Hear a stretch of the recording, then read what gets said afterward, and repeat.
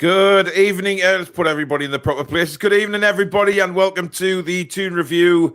And I hope everybody is still absolutely buzzing from last night.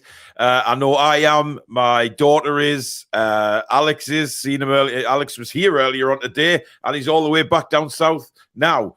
He's had a busy day of driving. Billy, great commentary last night again. Fantastic stuff. And everybody's buzzing. I sat in level 7 last night and stood up, and I loved it. I bloody loved it, right? In level 7. Never thought I'd ever say that. But yeah, it was great up there. The atmosphere in the ground was just absolutely superb. Before the game, just immense. Absolutely immense. It was just fabulous. And that's what we want. That's what we want to see in the future. That's what we want to see from our football club in months and years to come. All that excitement about making a semi-final of a cup competition.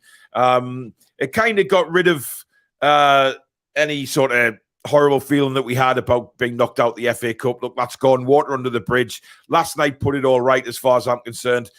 We go again in the FA Cup next season. But at the minute, for this season, it's the Carabao. Now, who we get in the semi-finals will be decided later on tonight.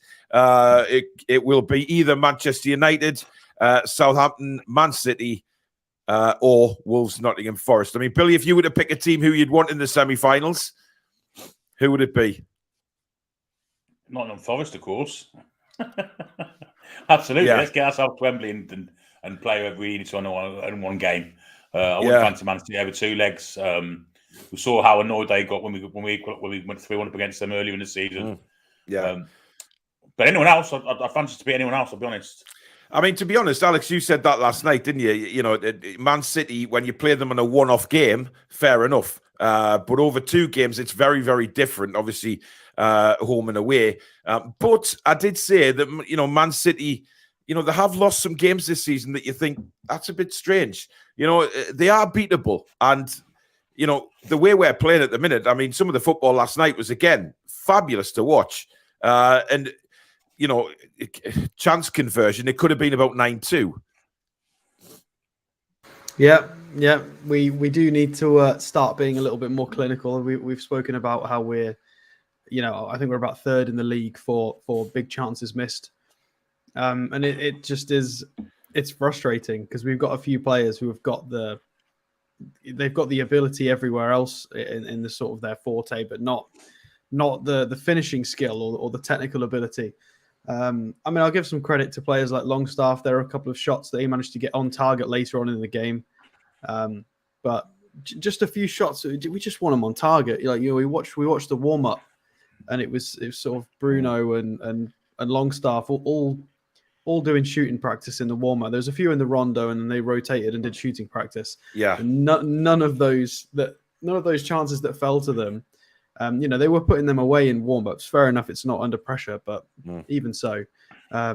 It amazed me because we saw Chris Wood sticking a few away, which was bizarre seeing him actually score. Well, we don't need him anymore. We can put Dan Burn. Well, yeah, I mean, you know, Billy, early chance. You know, the first 2 minutes, of course, brilliant work by Willock down the left, and you know, Sean just. I mean, look, we're going to start with Sean Longstaff tonight because I feel that this situation needs addressing with Sean. It was a bad miss. Right, but Sean Longstaff, and I don't care what anybody says, was excellent last night. And what you don't see on the telly is you don't see the work that he did last night off the ball as well. And me and Alex made a point of saying that during the game. We noticed Sean Longstaff, we noticed the work he was doing, and you know, tackling purposes, etc. Was incredible. You know, he was getting back, he was helping defenses. Statos just told me that Longstaff's shot was 0.33 XG, same as Chris Wood's miss against Sheffield Wednesday. I just thought, you know, and then I was reading at half-time on social media, people having a right go at him saying, oh, he's crap, get him out. Why? You know, Sean Longstaff, yes, we all know that technical ability, you know, fair enough. But he's certainly a squad player. And he was immense in midfield last night. And the defending he did, the work rate he did, supporting Bruno. I just thought was immense. I mean, Billy, what did you think doing the commentary about Sean? Yeah, he was visible on TV. Seriously, lots of hyperbolic kind of comments in the chat last night about how crap Longstaff and Willock, amazingly enough, last night. Well, there's a surprise. Those two are always picked out, and it's doing me head in. Yeah, Longstaff was superb. The chance, I think it's the less of it. I know he's closer in than Chris Wood was, but he didn't lean back and scoop it over the bar. He did the right thing. He hit it into the ground, and unfortunately, it was too close to him, and it bounced over the bar. So it's a slightly different miss. It should have scored, of course he should, but a slightly different miss to Chris Woods. And of course, he's not a striker; he's a midfield player. But apart from that, he was absolutely superb. Absolutely superb. Richard, you're welcome. Richard sent me an email, which I replied to today. Peter interviewed me last night and didn't switch his mic on. Never mind. These things happen. You know what? You can't help it in the moment. V, thank you very much for your $8.99 super chat. Really appreciate that. She says, Longstaff respect. Good to hear. I was losing my head a bit last night with people. The lad's works his arse off. Look, Sean Longstaff is never going to be the best technically, Alex, is he? He's never going to be, because we made the comparison saying, would we have Tielemans in? And then we asked, you asked the question, is he technically as good, better than Sean Longstaff? Yes, of course he is. But you get other things from Sean. And, his performance last night, I just thought was really good. Yeah, I mean, this is something we've mentioned with Tielemans in the past, that if he does come in, although he raises the technical profile of the team, he would have to improve his output and his energy, because Sean was magnificent in terms of his energy last night. He drew 5 fouls for us, like 5. Yeah. That's a huge number of free kicks. He got 3 tackles, 2 interceptions, 9 duels out of 13 total. So he was just an absolute physical monster in that game. Yeah. And it's part of the reason we were so dominant and we had so much of the ball. I did look, and it was only like 52% possession or something, but it felt like considerably more than that. I think we conceded some possession when we didn't really need it. But it was parts of the game. There's parts of the game we looked tired. I mean, from about 25 minutes, half an hour in that first half up until half time, we switched off a little bit. We let Leicester back into the game a little bit. Daka, for me, I mean, why he didn't shoot where he did instead of trying to pass that ball was bizarre. But Chris Wood, Nick Pope had to come off his line a number of times, but that's what we used to with Nick Pope. Now he's off his line in a flash, and he just denies any through balls. He's just out there at 100 miles an hour. I think his goal kicking could be worked on after last night. I wasn't too impressed with his kicks going straight out of play. It's not normally that bad. It was no, it's not. I mean, it was but apart from that, I just thought immense again. Every player on that pitch last night put a shift in, put a performance in. There's even more stuff, by the way. 91% passing accuracy from a midfielder in a game like that is top quality. 3 key passes as well. He's missing the technical quality at the top end, but he's playing. I think he's playing close to some of the best football he's ever going to be able to play in his career. I don't think. Unless he surprises us and finds another gear technically, which is unlikely, but you never know, considering some of the transformations certain players have gone through. But I can't see how he gets any better than this in terms of just sheer energy and work rate. Is phenomenal, and it is very useful to have an engine like that, especially if we're going to need a big squad and we're going to play. If we're in Europe and challenging for cups, we're going to be playing an extra 10 or 15 matches a season. Yeah. Having Longstaff playing with that work rate is just so valuable to us. Can I just make a point as well about Longstaff? Of course you can, Virtually have 11 technical magicians in it. There's always a workhorse in that midfield somewhere along the line, and Sean Longstaff's ours. He does the job as energetically as anyone's ever done it. He's all over the place, seriously. Liverpool have used Milner for years in that role. Fair enough, he's dropped off now, but he was, for 3 or 4 seasons, he was integral in that. He was able to do that for them. Yeah, but Sean's fitness has improved so much now. It really has. He's all over the pitch, and yes, he's got his downfalls, like everybody. But for the job he's been asked to do by Eddie Howe, he's doing it really, really well. And I've got no complaints with Sean at the minute. I know I've had a problem with him in the past, as everybody has. But yeah, you have to change things and look at things in perspective of how far he's changed his game under Eddie Howe. You know, he was bruised. There's no doubt about it. Like a lot of players, they were bruised and completely out of it. But now, look at the turnaround in some of these players. Joelinton, I mean, listen, I've gone from saying get rid of him and hating him. Well, not hating him, but, you know, putting hate on him. And he's my favourite player now. I just love the guy. I just love the guy. And I am so happy that Joelinton has thrown egg in my face and egg in a lot of fans' face by saying, right, this is my new position. But we've got Eddie Howe to thank for that as well, because of the work that he's done with Joelinton on the training pitch. He's converted him into an absolute beast of a midfielder. A beast. That's what he is. He's so strong on the ball. He doesn't lose the ball anywhere near as much as he used to. He's so strong. He's got 3 guys around him most of the time trying to get the ball off him. And you know what that is, don't you? You know what that is? Because when he wins the ball, which he does an awful lot of, he gives it to players that are more technically gifted that can use the ball better. Yeah. Bruno, Miggy, Trippier. Yeah. There is 3 receivers most of the time. Yeah. That's what he's in the start to do. Win the ball, give it to someone who can play the killer balls. He does it perfectly.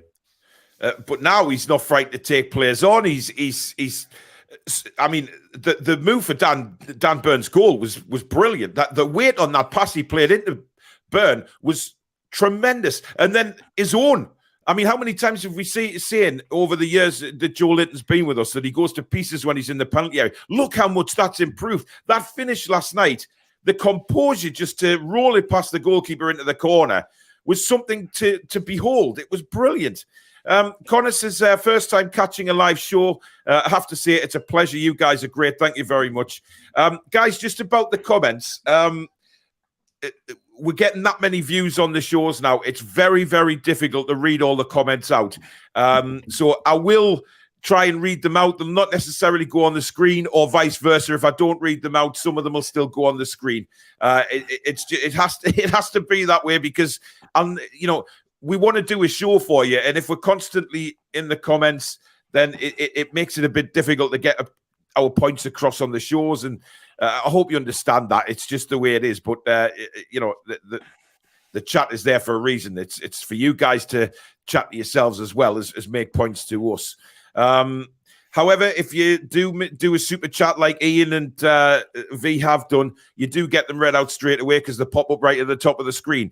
Ian, thanks for your £5 super chat. He says, I was only 13 when we last played a semi-final in the League Cup, so really looking forward to this one. Yeah, I mean, it's something. I mean, that ground is going to be bouncing for the home tie. I just... You know, there's always that niggle in the back of your mind saying, oh, I don't want the you know, if we played Man City and play away to Man City first leg and, you know, have a bad result and it's going to be difficult to come back. But I don't think that's the case anymore. I think we can go anywhere now and give teams a game, even if we come back a goal behind, Billy. Yeah, absolutely. Nothing to fear from many of them. Obviously, we'd rather have what appears to be the easier tie in the semi-finals, get ourselves to Wembley. Yeah, one game shootout against anybody. I'd fancy us to some degree. I'd fancy us 60-40 against Man City. We can beat them, and you know, our best, no doubt about it. So yeah, let's get through the semi-final, and then let's go to Wembley and put a show on. Yeah, I mean, it shows exactly what we want to do. And I mean, there was a lot of fans last night saying after the game, "Oh, we're booking with trains. We're going to do this. We're going to do that." Why not be positive? Why not be positive? I know I've seen a lot of fans today saying they're booking hotels and stuff like that. And listen, it might be a bit far-fetched, but we could be at Wembley, Alex, and that's what we want. Yeah. Well, I don't want to talk about that. Yeah, that's tough for me. I don't want to jinx it. We'll see. We'll see. If we take you to the home game again, then you know your record is still 100%. Yeah. It still is, yeah. Well, let's not forget it's not a winning record; it's an unbeaten record. So I've seen draws, and this is a competition in which draws won't do, especially if the home tie is the second leg. You know, you can't have a draw. You can't have the overall thing being a draw anyway. So, I mean, I've seen us. I'm still unbeaten watching us away from home as well. So you never know. Maybe that translates to Wembley, but we've got to get there first. Yeah, well, absolutely. George says, can someone add the Toon Review intro music, the Dan Burns dance? I mean, look, I've seen a comment before saying that Dan Burns dance is going to take over the internet. And how can we deny that? I mean, it's just incredible. Eddie Howe, that speech after the game when he said, two things, guys. The first one is remember how you felt at the final whistle tonight. There's more of that to come. And also, Dan Burns scoring his first ever goal for his boyhood club at the Gallagher end. He mentioned the Gallagher. He just knows what the Gallagher end means to everybody and things like that. And then when Dan Burn got up to do the dance, I thought, oh my God. And now everybody's bloody doing it. I wouldn't recommend doing it if you're sort of around my age. My hips don't work like that anymore. Apart from maybe Billy looks like he's tried it. Yeah, well, Susan's the only one that can make my hips go like that. But we'll move on. The thing is, it just the way he was shaking about, and then you see everybody in Newcastle last night doing the same thing. It was absolutely tremendous, and that spirit, Billy, in that dressing room is just incredible. I'll let you answer that in a second because we've got another super chat from Geordie Boy. £5. He says Longstaff is the player we have needed for years. Plus, people are forgetting we need homegrown players in Europe. Yes, we do. That's a good point. So what did you think about the dance, Billy? I thought it was amazing. I thought it was fantastic. The team spirit is second to none. But what I want to say, and I want to make a big point of this, I noticed a real big sea change in the Sky coverage last night. Real big sea change. Oh, right. Yes. Oh, okay. Yes. And I think they've finally got on board that we are one of the top of boys now. I've had some family say the same thing today, actually. I haven't seen the Sky coverage, but yeah, I've heard. I haven't either. So I've had an interview with Dan Ashford before the game where he kind of spoke about this transfer window and what we were to expect from it. Yeah. Which was kind of non-committal to the nth degree. Kind of said don't expect too much in January. But if the right player comes along, etc., etc. But our main priorities are the summer window. Yeah. So the thing. Yeah, I mean, he was on the TV when I managed to get up to level 7, but I was too out of breath to even take notice of what was being said on the TV. And it was funny, really, because me and Alex are walking up the stairs, and my daughter Phoebe, she's like 2 flights ahead of us, and she's like a spring chicken going up them stairs, and I got to the top, and I swear to God, I mean, yes, I got my steps in, Susan, I got them in, but I was knackered, and I was standing in the queue to get a drink for me and the Ben, and these guys were in front of us sweating like pigs, and one of them just turned around to me and says, I'm never doing this again, like, never. And then you could tell everybody that had come up the stairs rather than the lift, because when they come up the stairs, they were all sweating. I mean, it could have been -10 in that building, in the ground, in the stands, and people would still be sweating like mooses last night. It's an incredible. I'll call it a journey. It's a journey. After the Sky Sea change, I mean, not just that. Shay Gibbons seems to be a permanent fixture at our games now. Well, he can't keep a smile off his face, can he? The commentators were quite biased towards. I felt when I watched it back. And then, of course, all that stuff afterwards in the dressing room, Eddie Howe on the pitch being interviewed, Dan Burn running onto the pitch to be interviewed. Yeah. It was very, very pro Newcastle United. If I was a Leicester City supporter, this is what we've been had the last 14 years. There is a sea change, without a doubt. If you haven't seen the Eddie Howe interview or the Dan Burn interview, check out the Toon Review on Twitter. We've got them videos on there. And there's a video of the atmosphere as well, and Big Dan Burn's goal, which I mean, God, if Messi had scored that goal, or any, it would have been praised in the churches, it would be in the cathedrals, it would be in Westminster, it would be all over the bloody place.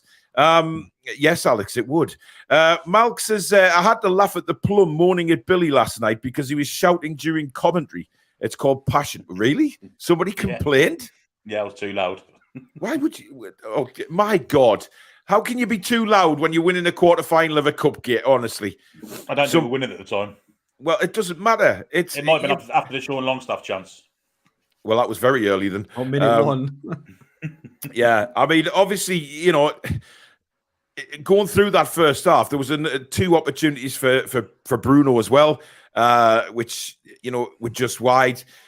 Lovely to see him. Just from where we were sitting, watching Bruno just run onto a football and hit it is something that, and he was unlucky. And then Sean Longstaff had another really good chance, which, Danny Ward made a fabulous save. He was excellent last night. I said to Alex, he's gone from 0 to probably one of the better keepers in the league now all of a sudden, because I think it's because he's had so much practice this season because Leicester have been so bad. Well, SofaScore have given him an 8, which is the highest rating any Leicester player received last night. So, he is fine. He's quite high up on the clean sheets list. He was an integral part of their good run of form. He just had a calamitous first few weeks of the season, and everybody's just jumped on that because a lot of people don't watch other teams' games. They watch a bit of Match of the Day, and they've just carried on the Danny Ward joke. And he's been all right. He's not that bad. We saw him make some good saves. He was awful. He was awful at the start of the season. He was truly awful. But he hasn't enough. I mean, respect to him. He's really put his head down and worked hard. But like I say, he's had a lot of shots to save this season. He saved 6 saves from inside the box, which is, that's not bad. That's not bad at all. It's not. Spike Milligan, thank you for your 20 quid super chat, buddy. Really kind again. How nice was it watching a wee magpie skip through 3 foxes and slide the ball into the goal? Sweet. I wouldn't call him a wee magpie. I think he's more like a bloody church tower. But I mean, Billy, the goal from Dan Burn, the composure that he had. I mean, listen, let's not take away what Joe Willock did in that goal. He worked his arse off. He ran down the left. He actually lost the ball, and then he worked his arse off to win that back 2 or 3 times. Finally won it back. Got it to Joelinton. Joe plays it through to Dan Burn, and what a finish! Billy holds off the defenders and just coolly slots it in on his wrong foot. Yeah, superb. Just bent it into the bottom corner. Through the legs of Amati and into the goal. It was a great finish.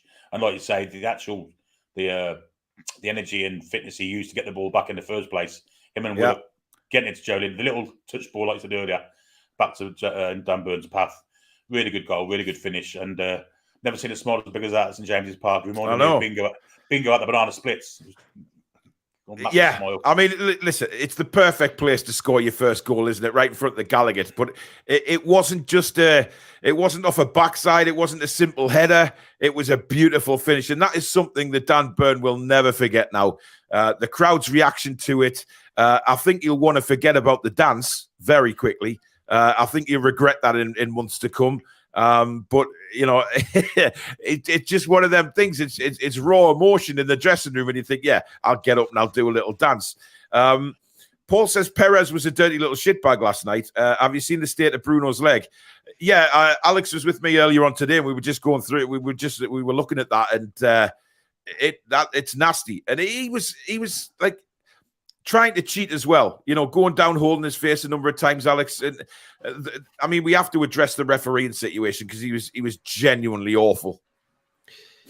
Yeah, he had a poor one last night, the referee. I mean, my biggest pet peeve about his whole performance was Botman's first foul on the 81st minute.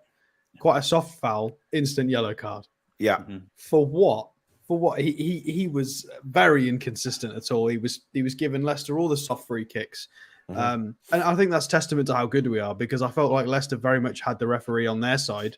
And we it didn't matter, which is nice for a change. Absolutely.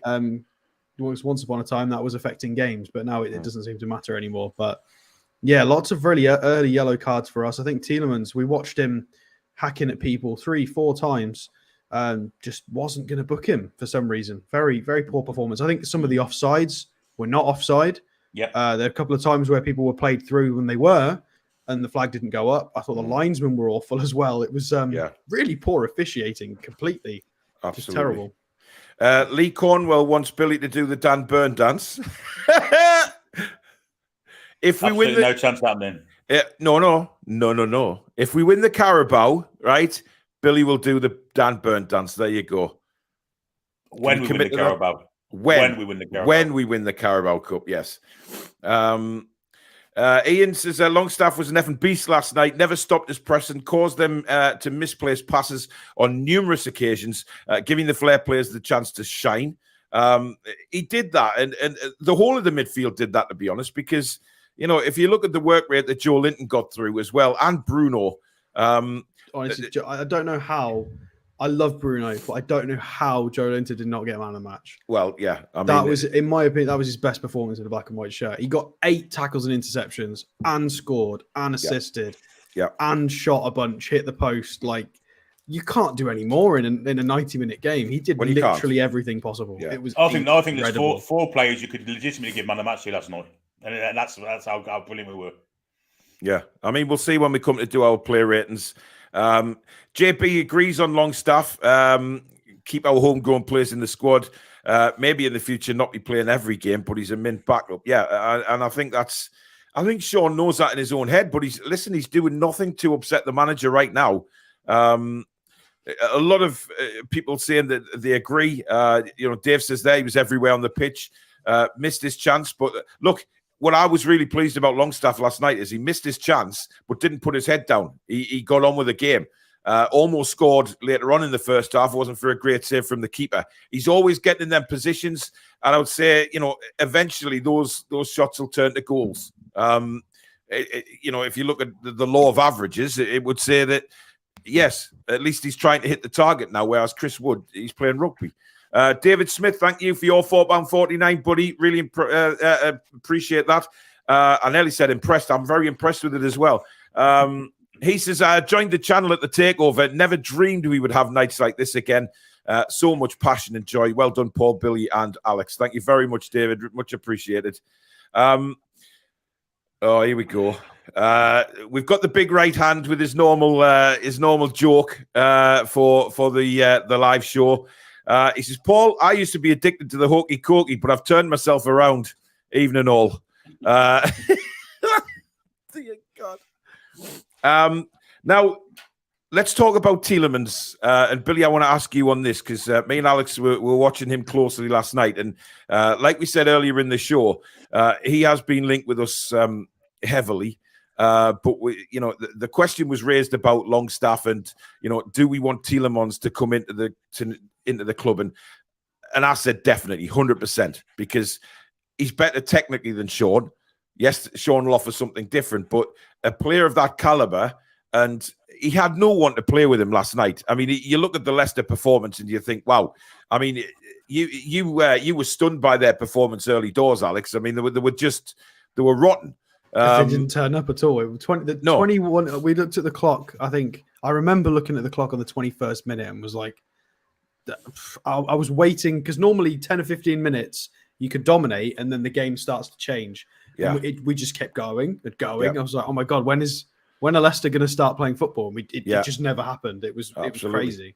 There's another super Junior Turner. Thank you very, very much for your £4.49, Junior. Banks of the River Tyne playing on Wembley Way. Come on. That would be tremendous. Absolutely tremendous, Junior. We're going to get you back on the channel as well, mate, to get your thoughts on the season so far, probably around the end of the transfer window, if that's all right with you, and you can come on and definitely give us your opinion on it. And it would be mint to hear you sing that on Wembley Way on Cup Final Day, wouldn't it? It would just be tremendous. So thank you very much, buddy. Trevor Lucky, thank you for your £4.49. There's no comment there, but thank you very much for that. So Billy Tielemans, I mean, Alex has made the point there that he made 4 fouls last night. He wasn't booked. He did get away with a book, and there's no doubt about it. More for persistent fouling than anything nasty. But do you think he's someone that could slot into the squad, given better players around him and Eddie Howe? I'll reiterate what I said before. I just don't think he's the right character for the squad. I thought last night proved that to a certain extent. He was very petulant, very, very sneaky. He was acting like a twat most of the game. I was quite disappointed with his whole attitude on the pitch, to be honest. Right, he's playing with poor players. He's obviously a very good player. I just think he's got a bit of a diva attitude to him, and not for me. Not for me. Interesting. I thought he grew into the game, actually. I thought in the last half an hour he was trying to play some... Absolute asshole the whole game. You get close-ups on him and he's fucking You know, Oh, really? Yeah, oh yeah. Well, Well, the blind, thing I is, couldn't see that far away. he didn't start really getting, as Alex said, I think it was when Vardy and Iheanacho came on and Leicester started attacking more. Yeah. I mean, he played the ball over to Vardy, didn't he? He did, think yeah. It was Tielemans. But the Vardy misses, Billy. I mean, you talk about sort of trying to get goals when you're on top and then being punished. I've never seen Vardy miss from that, from 6 yards out like that before. And then again, he went bobbing down the left-hand side and took a shot wide of the post. But, seeing he missed those two chances, we could have been 6 or 7 by then. Yeah, if we took again on missed chances alone, like you say, we had about 6 times the shots they had, I think, in the whole game. So, yeah, there were great chances and ones you'd expect a former international footballer to put away, or at least get them on target. I was concerned that a man of his age actually ran past Share. First bloke I've seen do it all season. For the second one especially. But, yeah, he's a good player, Vardy. He always has been, but, yeah, he's clearly not the player he was. He's on the back end of it now, isn't he? I mean, Rich is, I'm convinced with Longstaff, it's because of his name. If he had an exotic name like Longstaffino, he wouldn't get as much jip. He puts 100% in, and I do not get the negativity. Fantastic work rate. I mean, work rate was second to none last night. It has to be said, from everybody on that pitch.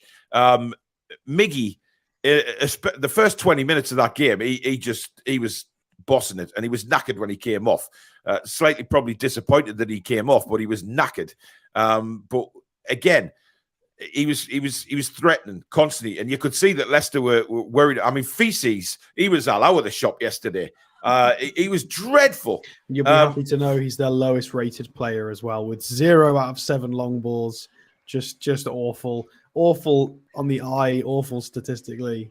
Just terrible performance from him. Got skinned by Miggy. I mean, to be fair, Luke Thomas was really poor in fullback, and he let Miggy go so much. So to be fair to Fass, he had to cover Thomas, who was just nowhere. And you would always back Miggy to win those foot races, and he did every time. So. Well, I mean, he was just shite, wasn't he? I mean, it's terrible. Almiron was superb, though. I mean, they sat back. That's the first time we've seen Almiron really dominate a game against a team that sat back. Yeah, he had Luke Thomas on toes last night. He did. I felt sorry for him. I was watching the highlights back, and the commentary from the radio was like when he made that run, and he I don't think he played the ball quite well enough to Wilson when he had the shot. And they were criticizing him. I was like, you joking me? He's just done a 40-yard mega sprint. Yeah. Cut inside. Yeah. And the pass was only off by half a foot. Like absolutely. But look at the margins. But look at the part Miggy played in Joelinton's goal. It was bloody brilliant. And nobody's mentioned Miggy's part in that goal. It was sensational. So go back and watch Joelinton's goal and look what Miggy does. Brilliant. Coach Austin, thank you very much for your £4.49 super chat. He says, how are the lads? Semi-finals, here we come. Great performance. Never gave up. Indeed. Now, I like coffee. Says, Alex, what are your thoughts on Ayoze's current stats, and would he be a good fit under Howe, especially with Leicester looking to offload him this January? I wouldn't take Perez back if somebody paid me to. It is. But you talk about Tielemans. He was a little shite last night and all. And again, feigning so many injuries, going down, holding his face, etc., rolling around like a pansy. I mean, it was annoying, Billy. I mean, Bruno did kick him a few times, to be fair. I don't give a toss. People kick Bruno.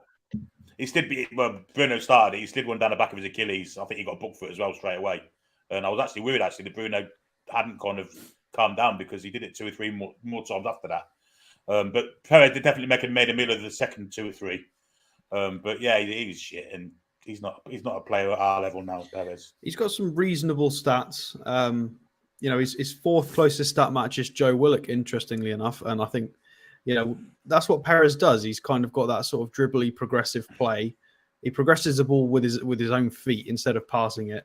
And he's fairly technical, and he wants to be. But I mean, we've got Willock. We've got our own version of that, which is playing a lot better. I mean, Willock's playing a lot better, in my opinion, than Perez is for Leicester. So we'll just keep Willock, shall we? Well, I mean, look, I don't want Perez. Full stop. I think he's long He's past 29 as well now. He's so past what we need. No chance. By the way, guys, we've got over 800 watching tonight, which is again fabulous. Thank you so much for spending a bit of time with us tonight. What I'm going to do is, if we hit 400 likes while we're live, I will give away another mug to anybody that's watching. Okay, I'll randomly pick someone to win a mug who's watching the show if we hit 400 likes. Okay, so there you go. So hit that like button, guys, if you're enjoying the show and you've got a chance to win the Toon Review mug. And I also have something special, which I forgot to take a photo of it, Alex. I've always got something special, Billy. Suzanne. Anyway, listen. When we hit 17,000 subscribers, I will be giving away my framed signed John Joe Shelby shirt. Okay. Now I paid a lot of money for it. It's in a frame and everything. It's fantastic. I will pay for the shipping and everything like that. When we get to 17K subscribers, I will take a photo of it and put it on the show tomorrow night. But it's a Shelby shirt signed by John Joe himself.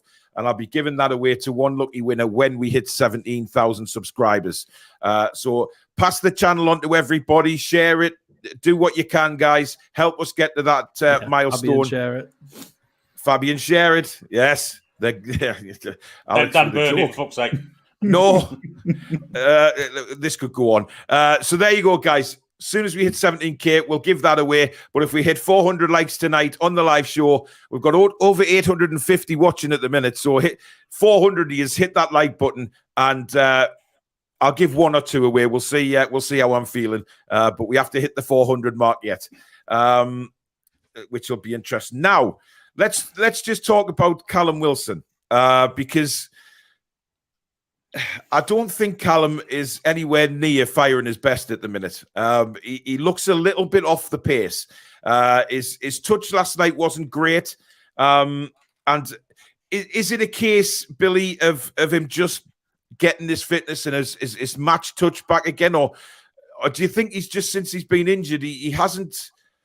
Because I've seen a lot of people saying that he hasn't quite looked himself the last few games that he's played. Yeah, since the World Cup, actually. He's not kind of been where he usually is. I'll put it down to the illness he's had, maybe been debilitating on him. But yeah, he'll come back. Callum Wilson's class, he'll come back. Class is permanent, form's temporary. That's all it is. Yeah.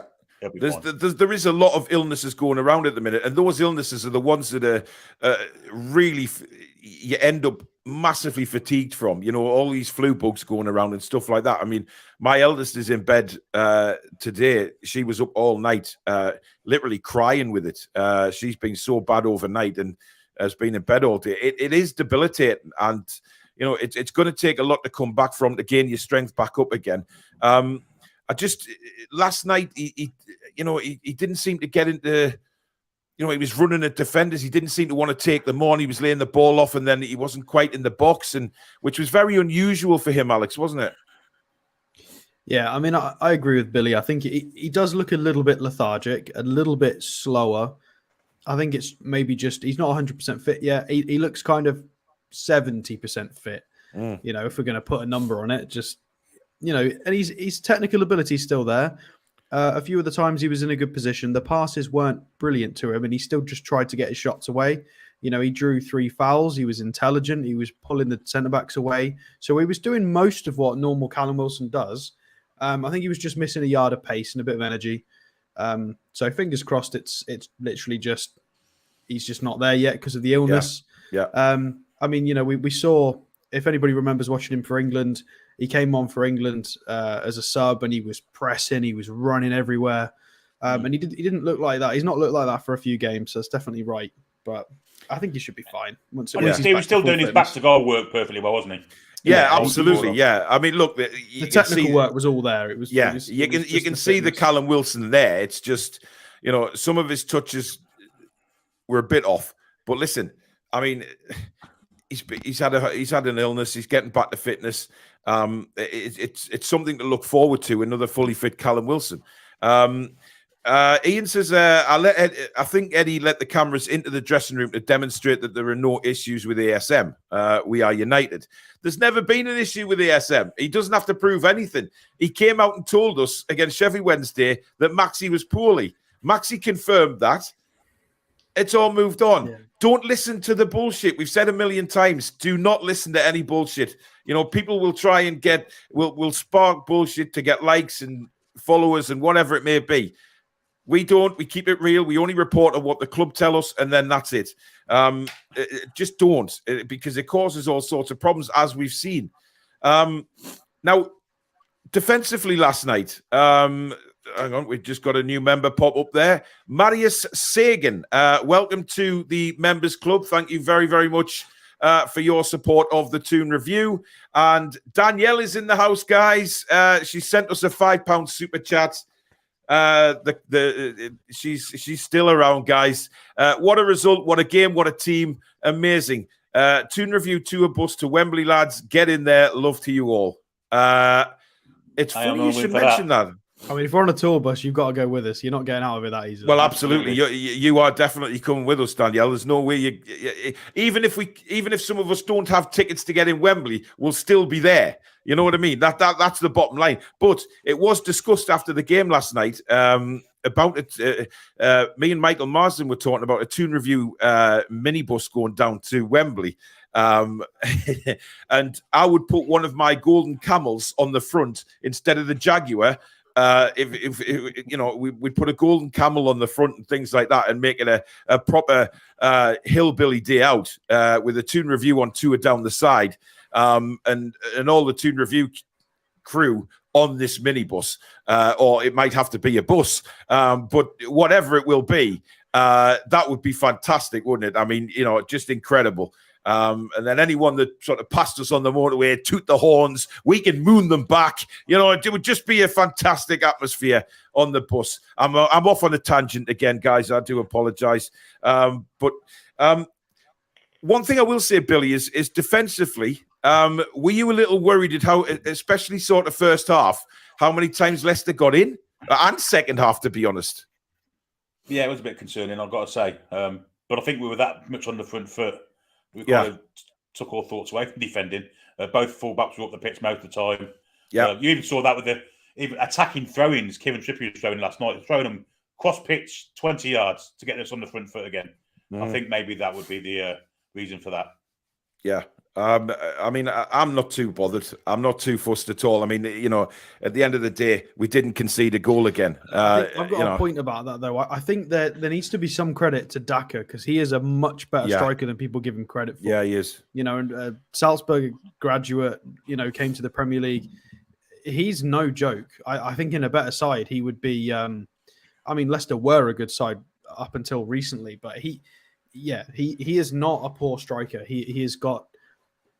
I think every time he's played against us, he got in against us last time as well. It's just maybe a little bit of support. If his team's got a bit more possession and he gets a bit more quality helping him, you can see that it's 9/10 of the way there. I wouldn't mind taking him, to be fair, if they don't want him, but I think that'd be a tough ask. I'm still astounded he didn't shoot that ball yesterday when he was through on goal. I am amazed, because the linesman didn't fly. Well, yeah, but Alex thought he was offside, but he wasn't. The flag didn't go up. And I'm staggered. The flag never went up for us. Well, that's a good point. Yes, but he should have just drilled that in the bottom corner. I mean, Nick Pope probably would have saved it, but you know what I mean. There you go, guys. A Toon Review mug that Alex is now drinking out of. One of the quite a few that we now offer. Ab says, to be fair to you, Paul, you were one of the first to spot J7's potential after that dreaded £6.10 Wolves game. Yes, I mean, not to blow my own trumpet, but I did say it to move Joelinton back into midfield. And if nobody believes us, go back and watch some of the videos before the Wolves game, and you will hear me saying that. And it took a phone call with Eddie Howe to do it, but, he said he would do it. He told me on the phone he'd do it, and he did. So there you go. So I will take thank you, Abs. That's just the kind of boost I need. You've done it now, Abs. You've really done it. Sports commentaries, thank you for your £4.49 super chat. And basically, it's gone off the screen now, but it was something about Old Mandy, and I presume it was the song, but I'll get to it.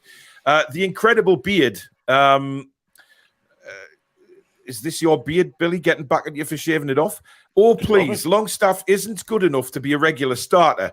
You all cherry pick the good performances and gloss over the bad ones, which they've been many. He can't pass and has zero composure. Right, incredible beard. Absolute bullshit, right? I'll take you to task on that, right? Because you saying I cherry pick performances. You go back and look at my earlier videos this season and see if I'm cherry picking performances. I slated him, absolutely slated him, and last season, right? Now, don't tell me that he can't pass a ball, because he can. The goal for Isak at Liverpool for 1, that was a through ball he played. The balls he's been playing, just doing things easy, like Billy said before. He is winning the ball back and then giving it to Bruno, Miggy, or whoever it be, the more skillful players. It's this kind of comment that does my head in. It's this kind of comment that we don't need at the minute towards the players, because you're not seeing the same game as everybody else. He's not technically as good as everybody else, but he does the job that Eddie Howe has asked him to do. And you know, I have slated him, but I will back Sean all the way now because of his performances. It's as simple as that. Guys? 100%. 100%. Yeah, I mean... Massive fan of him. I don't understand how he's not...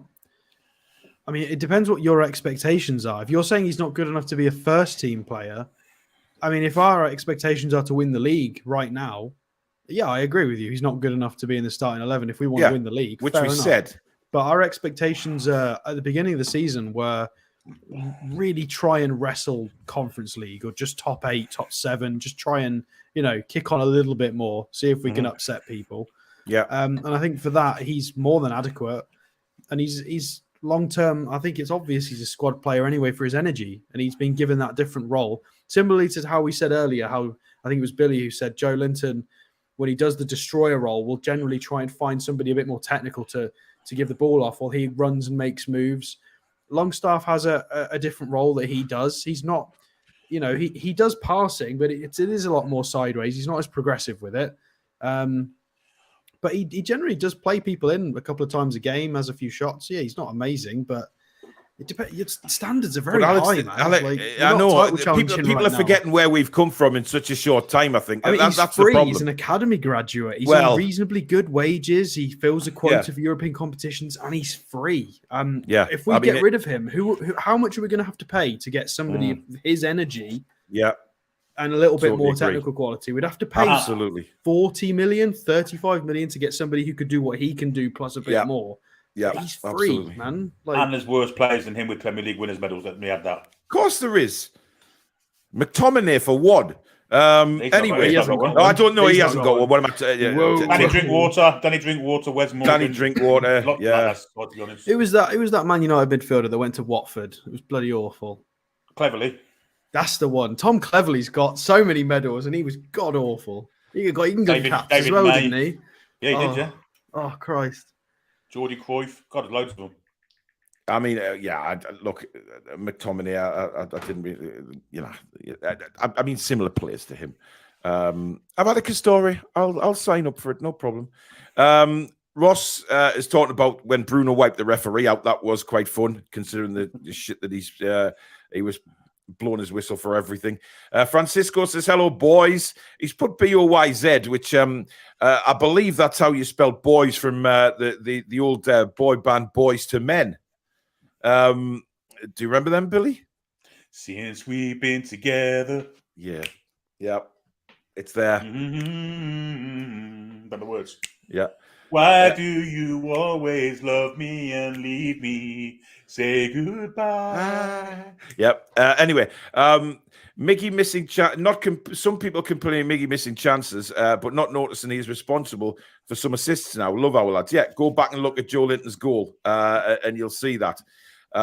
Ian says Big Joe doesn't even finish that last season. His positioning and finish was complete class and comes from coaching and confidence. Last night, J7 was unbelievable. He's been unbelievable for the last 3, 4, 5 matches he's played. Let's be honest about it. I'm just going to check and see where we are for likes at the moment. Bear with me a minute. I nearly spat my coffee out then when he input that, because I reminded myself of the time when Joelinton managed to shoot and hit himself in the face with the ball. Aye. Well, we've got 451 likes, so it looks like I'm giving away a mug. Thank you so much, guys. That was quick. It certainly was. Keep them rolling in, guys. It's fantastic. I mean, if we get to 500, I'll give another one away, okay? So let me just do a quick draw for this mug, seeing as we're well over that now. And then if we get over 500, we'll do another one. Why the bloody hell not? Let's have a look. I'll just do a random draw. Here we go. And it goes to Paul Tully. Oh. Paul Tully, you've won a mug. So let me know in the comments that you've seen that you've won a mug, and email me with your address. You'll find the email address at the bottom of the description of this show. 1-0 to Southampton. Yes! Wow! Oh, that's massive. That's the huge. dream. It's happening, people. It's bloody happening. I'm telling you. It's got Newcastle United written on this trophy. I am convinced. I think it's our mate Mara. I think it's Sekamara. Oh, Sekamara's got it. Oh, I loved him. I thought watched him in the summer in that cup. He was brilliant. I don't care who scored as long as...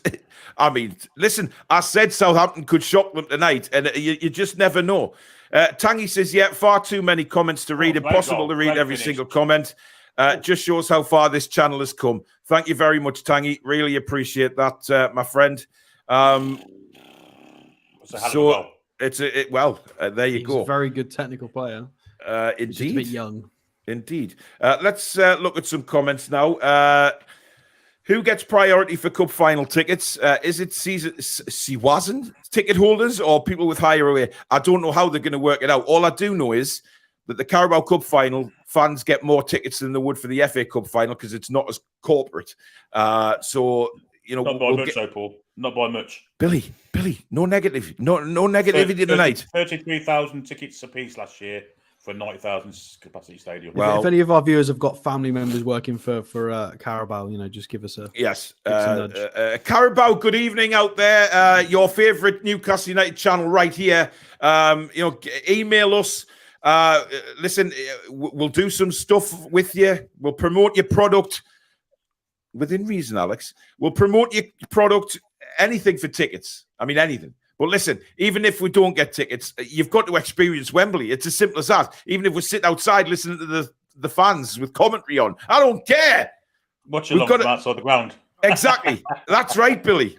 Why I not? just want to hear us just take over Wembley. They're trying to play their nonsense music, and you've just got 35,000 singing Bladen Races. Just like, nope. Yeah, we're singing our songs. Nope. Absolutely. Sorry. Yeah. Vincent says Longstaff brings balance. He just needs to practice shooting. He ends up in great positions. I hope Wembley let war flags in to set things up. They won't. You'll be able to take flags in, of course, but not to the extent of that. Paul Sales, good evening. We are to win the cup, lads. We are to win. Thou art will win, thouest Carabaoist. So there you go. Paul says, like Argentina, this cup is written in the stars for us to win and start our march on to winning silverware. Rachel says, I'm the same as Alex, unbeaten at all the games I've been to at St. James's, or one of them for Rachel. Are we joking? Yeah, your record still stands, Alex, doesn't it? Yeah, I think the first time I watched us live was against Everton at Goodison Park in 2001. And any game I've seen with us live since, we haven't lost. So still going. What are we now in 2023? So it's 22 years unbeaten. So yeah, maybe I need to keep going to the cup games. Maybe that's why I should have gone to Hillsborough. It's my fault. Sorry. Yeah, it is your fault. Ian says he's booking a train tomorrow, and the worst case is I go for a day out in London. Exactly. That might not be a bad idea, actually. I'll be on that later. I won't book train tickets just yet. Well, it's a day out in London, if not, Billy. Yeah, but train strikes. Could be on strike, couldn't they? Oh, that's a good point. Well, surely they wouldn't. Well, yeah. Well, they no, would. hang on. We're not going on. Hang on. No, I'm not going on the train, am I? No, of course not. You're going on. We're going on the Toon Review Love Bus, man. Come on. The mystery mobile. Who's going to be Scooby-Doo? Raggy? There you go. There's your answer.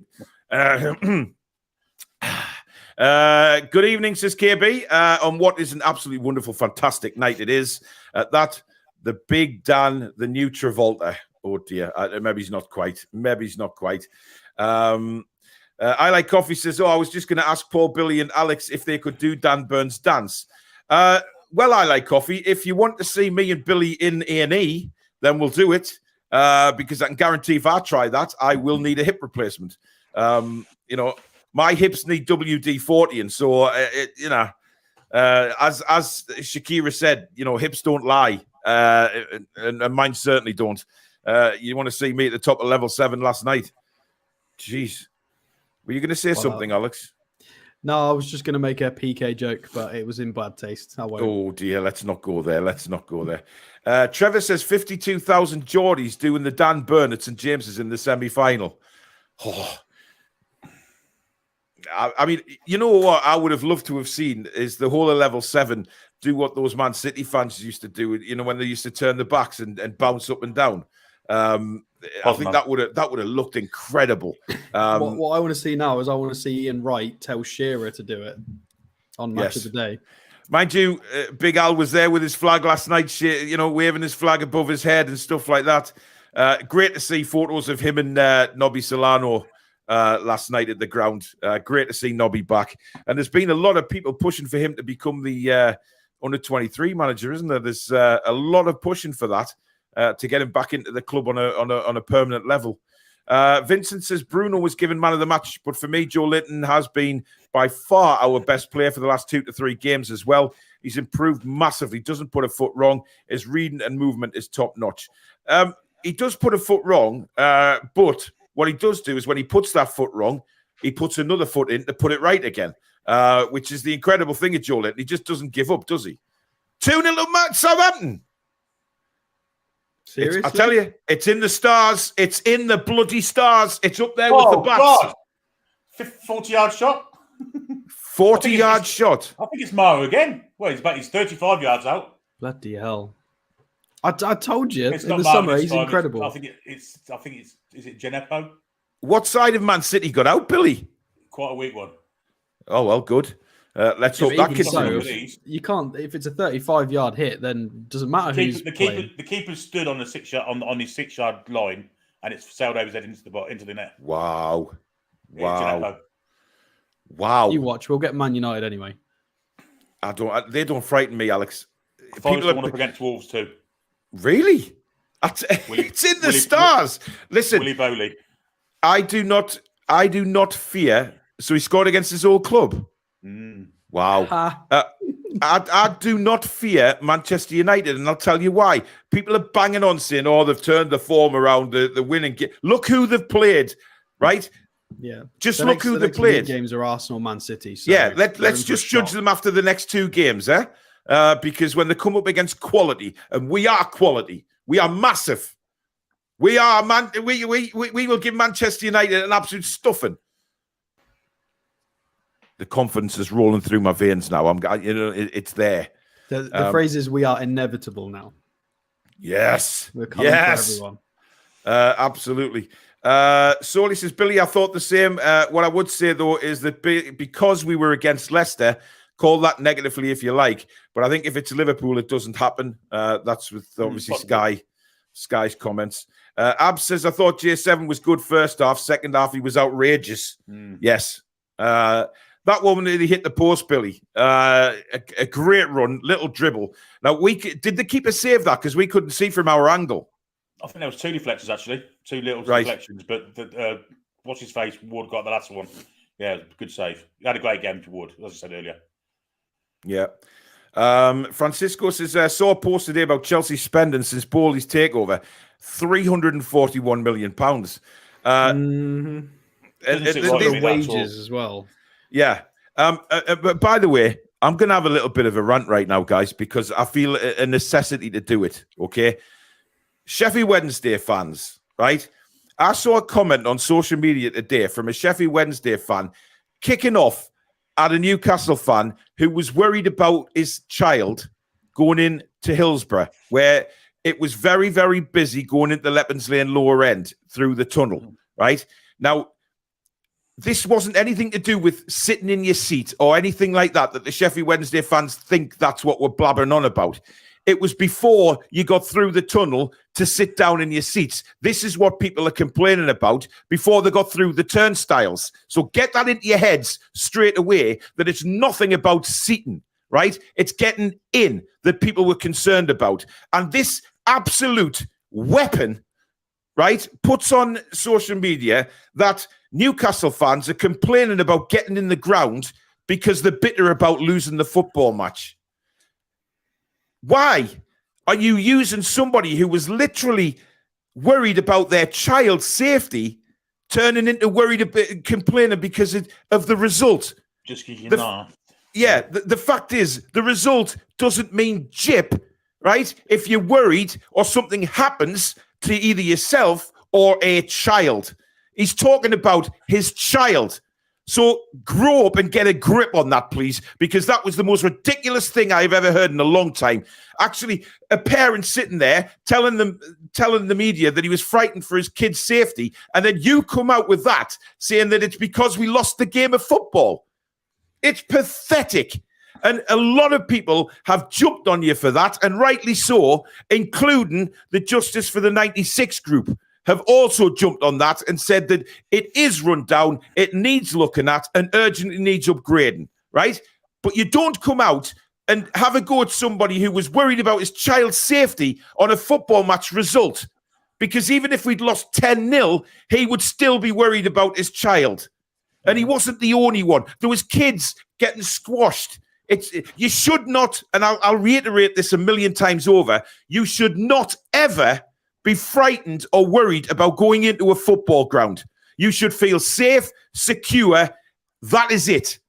And excited. You should not feel worried or scared about entering a football ground. And a lot of Newcastle fans were worried, not maybe for the parents' safety, but the safety of the children around them who were being pushed and shoved and squashed. And then I heard somebody else say it was probably the Newcastle fans' fault for trying to get in the ground without a ticket. I mean, it's ridiculous. Look, again, what happened at Hillsborough was awful, right? And we do never, ever, ever want to see that again at a football ground. Never, ever. And that's why people were worried, because before they even got through the turnstiles, they were frightened for their safety of their family. So grow up, Sheffield Wednesday fans, get a grip and stop putting pathetic things like that on social media when people are worried about the family. Ridiculous thing to say. Anyway, I don't know whether you want to reiterate anything I've said there, guys. I had to say it because it was. No, I was foreman. You were quite right too. I mean, we're not. I think some of them are using the excuses because we lost. It's not to do with the game. You know, I mean, this has nothing to do with the football match, Alex. It's, no, this is what I'm reiterating. It's not to do with the result. It's not, you guys won, you through to the next round. Congratulations. But, there is more to it than that. Safety is also important. And yeah, the thing is, Alex, Tom was at the match. And remember, Tom posted on this show before the game even kicked off about the problems. And he was in the upper level. He'd already stated, and there was a few other fans already stated before the ball had even been kicked, about the way they were pushed through the tunnel, and they didn't feel there was no stewards. It's ridiculous. Let's not forget either. There's been plenty of inquiries about what happened at Hillsborough in 1989.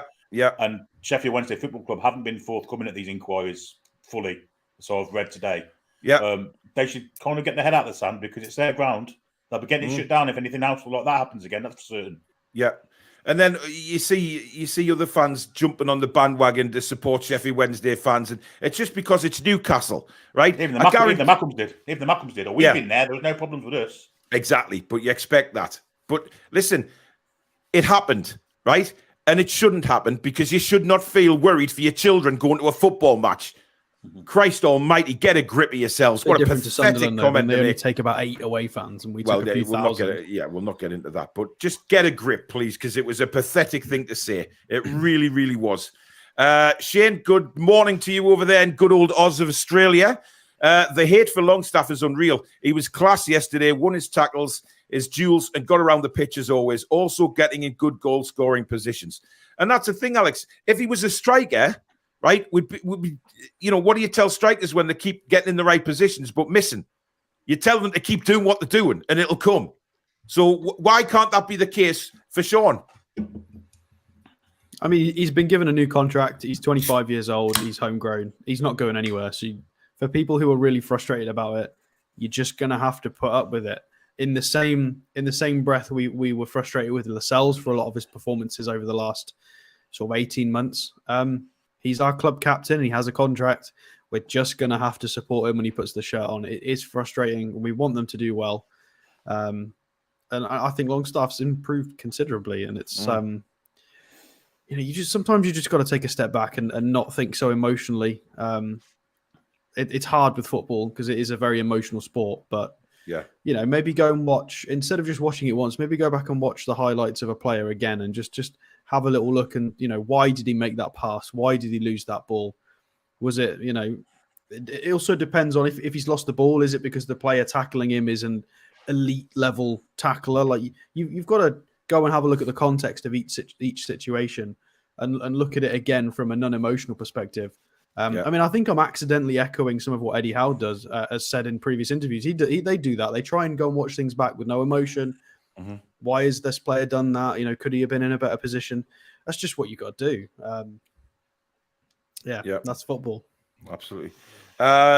Welcome. I'm a teacher and we have focused on Dan Byrne in our school assemblies about commitment. Can't wait for Friday's assembly to share a clip of the goal with the kids. They're just invested as we are. That's fantastic. And that will bring on the younger generation of supporters coming through. And what a time. What a time for the youngsters to start supporting Newcastle United as they're growing up with the family. I mean, Phoebe she loved it last night. She's this is from a girl who didn't have any interest in football before the Euros last year. She had zero interest in football, didn't want to know. And then she watched the Euros, she got hooked, and then she was obviously like a Newcastle fan, but she'd never been to many games before. But she's been to all the cup ones this season and absolutely loved it, to the point where she wants a season ticket. Now, I know season tickets for families are up in level 7. So that is a discussion yet to be had. But, you know, but it's fantastic. You know what I mean? I thought, you know, when Ben was born, or, you know, a little lad to take to the football, he couldn't give a toss. It's Phoebe, you know, but then again, you look around last night and you see loads of families there, boys and girls just loving the atmosphere, loving the fact that we played so well and we scored a couple of goals, and they got to see, Alex, the true atmosphere of St James's Park. You know, before that game kicked off, they got to see that proper St James's atmosphere. Yeah, I mean, it was a shame because my partner came with me to the Bournemouth game, and that was a little bit soft in atmosphere. But last night reminded me of the Arsenal game at the end of last season with the huge displays. It was. You know, the scarves were brilliant. Everybody said it was brilliant. Shearer had his out. You know, even Murdad was tweeting about it as well. Yeah. Billy. But no, it was the scarves and the timing of it. It was just, and the music and the way everybody was vocally. It was brilliant. There were so many youngsters there as well. Probably a lot of young ones there for sort of maybe their first game or the first few games. You know, and what a good memory that'd be, because we obviously, for people my age, you know, I grew up sort of at the back end, the back end of the entertainers era, and really got into it during Bobby Robson's tenure. So yeah, you know, I've got some really nice memories as a youngster, but for a long time, it's not been great for the youngins getting their first experiences. But now, you know, they're building some memories, and it's really good to take the family there and to take new fans.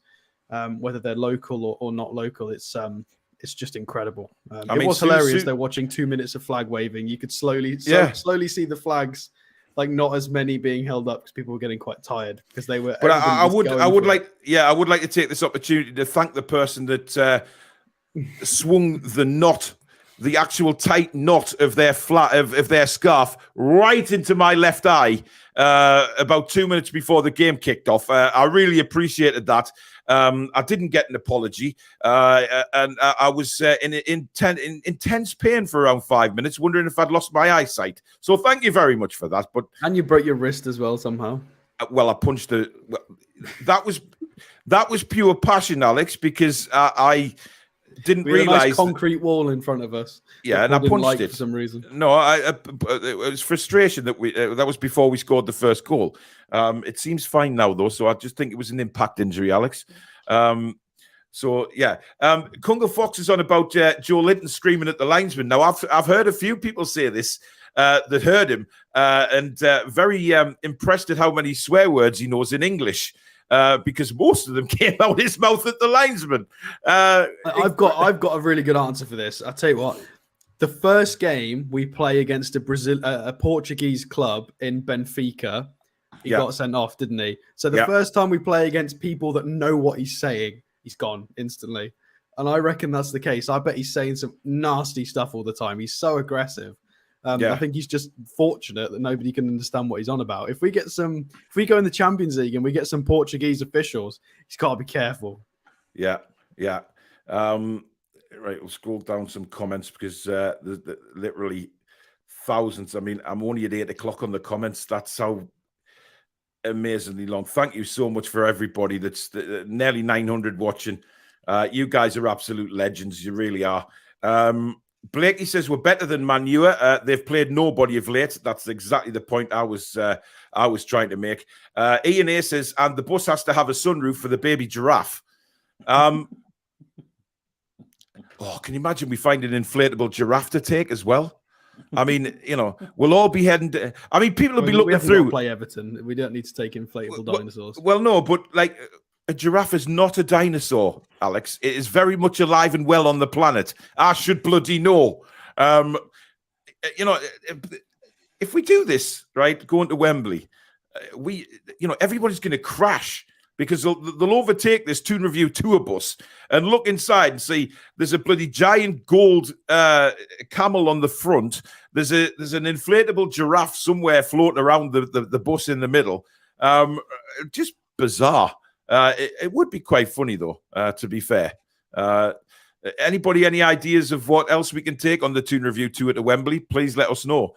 I think it would be quite funny. Paul Tully, I still haven't got an email from you with your address, so let me know. Otherwise, I will have to give it away again. And I don't want to do that. Ricard Anderson, thank you for your 50 Swedish krona. He says, if we get Man U in the semi, if City lose, I will be a bit annoyed. Well, yeah. Of course we will. Of course we will. I think if Man City were to lose, yes, we'd be the favourites to win it, I think. Well, funny actually, on TalkSport this morning, we're third favourites for the Cup. But we are City and Man United, yeah. Okay. However, we are odds on to finish in the top 4. I think he said we're 10 to 11 to finish in the top 4, which is incredible given where we've actually come from. Now, let's see if we've... we're over 500 likes. Wow. Thank you so much, guys. Right, it is another giveaway. Billy Bob, do you want to pick somebody out the comments to win the mug? I'll just skim it up and see what we'll get to. Yeah, that's the way to do it. Just skim it. Ian A, you have the next to win a Toon Review mug. Thank you very much for viewing tonight. And please send me your address on email. The email address is right at the bottom of the description for the show. Please try and do it straight away so I know that you found out that you've won. And if Paul Tully doesn't, then it'll have to go up again. But wow, thank you so much, guys. Julie J says she's not scared of Man United. Ten Hag is making a very good team out of them since Ronaldo left. Dominic says, spot on, Paul. I was looking at Man United up-and-coming matches, and yes, let's see how they do in the next few. See how far they've come. Diane Steele, 2 goals up. Didn't expect that. Absolutely. Nobody did. Kenzie says, how great has Willock been lately? I'm really seeing a player in there. It's interesting, Alex, because, again, he's the one that seems to get slated. Well, you can clearly see the progression in his performances over the last few months. He's we got glimpses of what he could do on that left side at Leicester. Was it Leicester at home last year when he did that bursting run and Bruno scored the swan diving header? So we've seen bits of it, and I think Howe needs to take a lot of credit for this because Willock was always on the right side. He was a right-sided 8 for the longest of times in our formation, and he's moved him into the left, tried out this new little funny system with Joelinton, and nobody else can get minutes on the left wing because it's match on match, it's improving. It's no coincidence that Joelinton's performances have improved as well because they are interchangeable sort of left wing midfielders that can both do driving runs, both progress the ball really well through dribbling. They're both really hard to knock off the ball. They're very aggressive. And it's just a combination that's working so well. And I think I said this, I can't remember if I said this on camera or to you, but Willock's 23. He's, what's the peak age of a guy for in that sort of role? 26 maybe-ish, maybe close to 27. So he's got some room for growth, and his technical ability's improved. It's not bouncing off him like Bambi anymore. Although whenever he has a bit of a spell out, he's one of those that he's always very rusty when he comes back from injury. Whenever he comes back from a bit of a break, he takes a little while to get back into it. But once he's going, he does those enormous driving runs. You can't knock him off the ball. And he's just a nightmare. He's a nightmare. And again, we're doing what top clubs do. They're not sure who to mark and who to go with because it's so interchangeable and flexible, especially when 10 minutes a game, Miggy also floats over to that left side. It just blows their minds. They're like, oh, God, who do we mark? What do we do? Somebody gets a drive and run through, balls in the box. We're so hard to play against. It's wonderful. It's great. Yeah, it is. Stephen says, Rodri, the Man City player, says, I once stopped talking to De Bruyne for 3 weeks because he wouldn't call me Joelinton. Jesus Christ. Jay says, you'd think Sheffield Wednesday fans would be concerned as they wouldn't want another tragedy associated with their ground. Stu basically sums it up for me anyway. I said that when I went down. Kungle Fox says, agreed, Christopher. I like the Sheffield Wednesday fans, and that one plonker has let them down. Paul says, Paul Tully, you're there. Send me your bloody address. Wasn't there an article this week about the access and crowding in Wednesday's stadium? Really surprising it's like that in 2023 and needs sorting. Indeed, it does need sorting. Hang on. All right. Yes, you've sent me your address. That's fine. Thank you very much. We just need Ian A's address now, and then we're marching. He's in the chat. He knows. Right. Okay. Dominic says, Lower Paul too right about bringing it up about a parent worried about his child. Much respect. Thank you. I've seen that too, Paul. Disgrace. Hillsborough should be played behind closed doors till a full investigation has been done and the stadium sorted out. How can they still be making these mistakes? I think it's down to the steward and the fact that there was no stewards there, and I think that's why it got out of hand. But to say it was because we lost the game when people are seriously worried about the kids and stuff like that, it was a comment that just, when you read something you think fucking raging. Because I tell you something now, if I was there with my kids and that had happened, I wouldn't be concerned about the football match. I would be concerned about my children's safety. Unbelievable. A lack of shooting, and not only that, you add to that South Yorkshire police who are horrendous as far as police forces go at football matches. You've got the imperfect storm, haven't you? So absolutely. John says, I was in the Leppens Lane end in 74 against Burnley when McDonald scored twice. My feet never touched the ground from top to bottom. Absolutely frightening. Yeah, I mean, back then it was, I don't think health and safety played a very big part at all, judging by some of the stuff that went on. Michael says there's people who say that should never go to the Newcastle matches again. Well, it's Sheffield Wednesday fans, Michael, that are saying it, not Newcastle. Chris says another crush was happening. It was shocking. Yeah, but just because it's Newcastle United, they don't believe us. They just think it's sour grapes. And I'm sorry, but if somebody has a go at our fans, I'm going to back them up on this channel 100%. Or our club for that matter. That's what this channel's here to do. I don't really give a toss if people don't agree with us.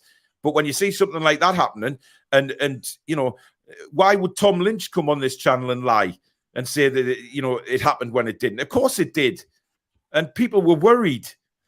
Julie J said this channel's growing. Thanks, Julie. Mary says, when people die, will fans say it's because we lost the game? No fans died before, and it has become like this. No fan should feel unsafe.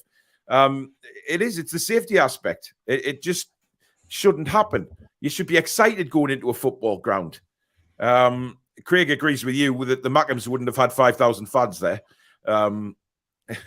Definitely not. Scott says, what does Mackham mean? Scott. I mean, it could be a foreign Geordie. Yes. It's what do we call them? The Great Unwashed. I think is how they're also known as. It's a Sunderland fan. Yeah, exactly. Enough said, really. The problem at Sheffield Wednesday happened 2 weeks before the Liverpool game. The tragedy could easily have involved us. It's frightening. It is. How the hell is Southampton winning 2-0? It's like the Moses parting of the Red Sea, says David. With the Carabao Cup at the end of the sea, just in sight. Deservedly so as well, I've got to say. Deservedly so. Yeah, absolutely. Haaland's not playing, is he not, Billy? On the bench, though. I think we might see him second half. I have a feeling we might, yes. Is it still first half, I'm assuming? No, it's half time now. Okay.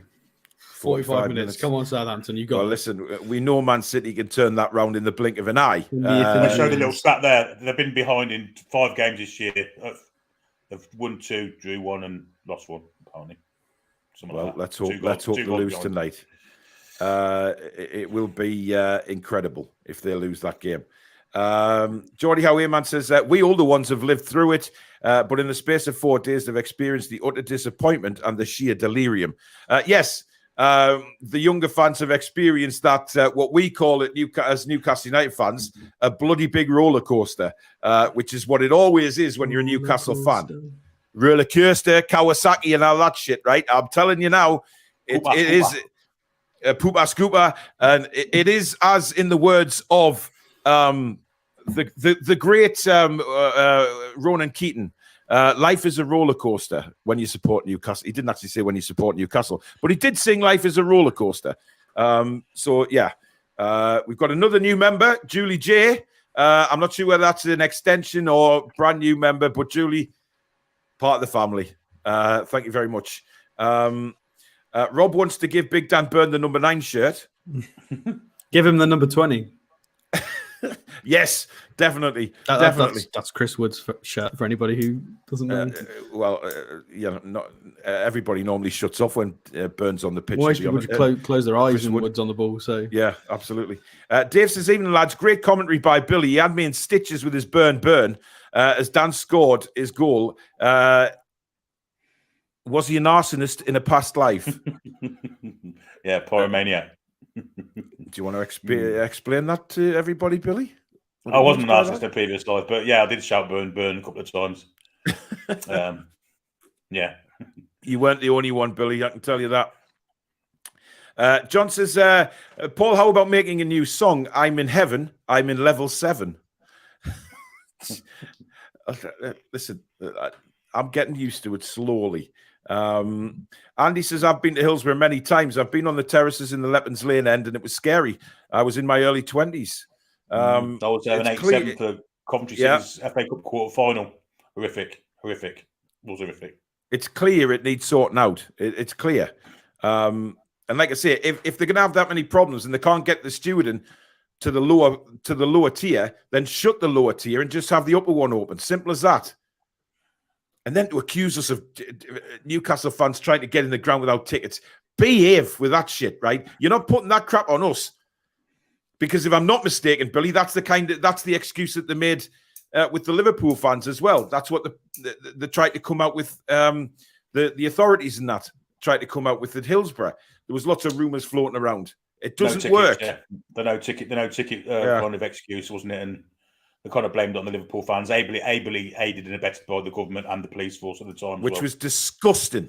And but we all know, we all know about that. The Sun newspaper in particular. Absolutely, justice for the 96. Thank you.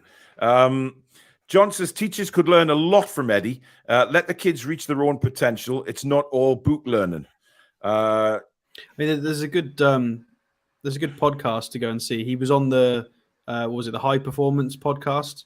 What's the guy's name? Is it Jake Humphreys? Is that his name? Yeah. Yeah. So he essentially interviews like high performing, successful athletes and people of that sort of ilk. And Eddie Howe made an appearance on that, and they were chatting about his managerial career and Eddie Howe apparently takes a lot of. Eddie Howe was a fan and listener of the podcast anyway, and was excited to actually go on. So it's definitely worth having a listen to that if you've not heard it. Yeah. Paul, you are such a girl, lol.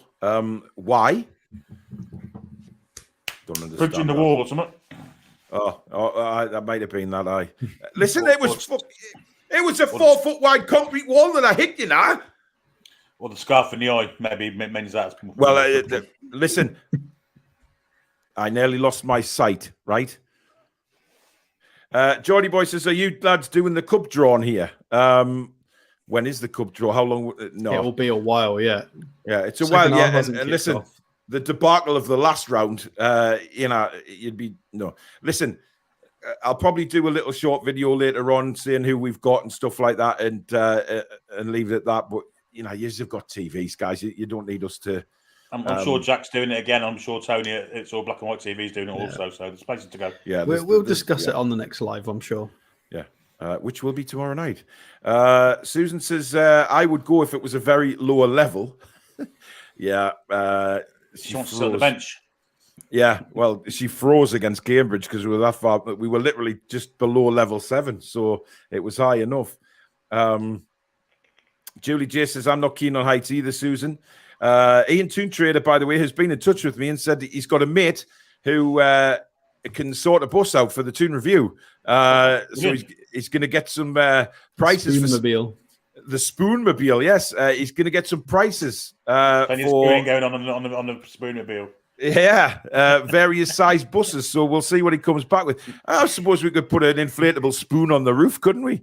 Donated by Ian Toon Trader or Ian Spoon. There'll be a ladle on the front. A ladle? Yes. It's getting out of hand now. It is getting out of hand. A concrete wall versus fist. Only one winner, Paul. Absolutely, Jason. Yes. Andy says, the last time I went to Hillsborough, not long before the disaster, I was in the seats above the terrace and it was bedlam below. So I've not been back. The stadium should have been bulldozed years ago or upgraded. It does need work. And for some reason, I mean, I know the Sheffield Wednesday fan, most of them will be like, it's our stadium. It's, and defensive of it, but you have to look round that. You know what I mean? It's all they've done is took the cages down from the front. That's what they've done. Yeah. It hasn't changed very much. Tony says, who has won the second mug? Ian A, who actually puts a comment in there. Ian, address. He sent you it, apparently. Has he? It hasn't come through yet. The other story about the Mackhams is that Sunderland shipyards used to make the ship hulls. The Tyneside shipyards used to take them and fit them out. Yeah, Tackham and Mackham. That's where it basically come from. Let me just refresh my emails. No, I don't seem to have it. It ain't come through. Oh, yes, he does. Ian A wins a mug. There it is. It's gone into me junk for some reason. Email junk before anybody makes a comment. Bastard beat me to it. Yeah, Billy, I'm not stupid anymore. I know what's coming. Right, let's finish the show on player rating, shall we? We will start off with His Holiness Nick Pope, and we'll start with you, Alex.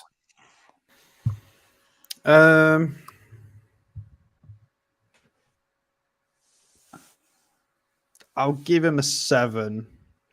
I think he deserves. I think it was a 6 performance from him for a change, but I think I'll bump it up to a 7 because there was a couple of times when they got through.